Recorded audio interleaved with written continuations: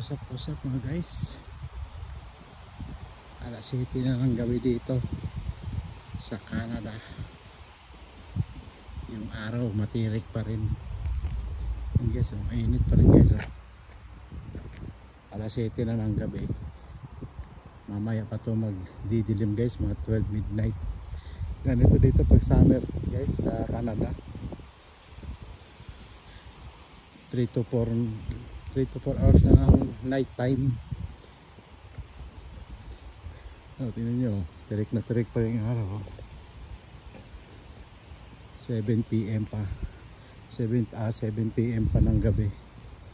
I mean 7 PM na ng gabi. Tirik na tirik pa rin yung araw. Ganito dito guys pag summer, 3 to 4 hours lang ang night time. And guys, galing akong work guys, pauwi na. Guys, pero pag ano naman, winter, yung night mahaba.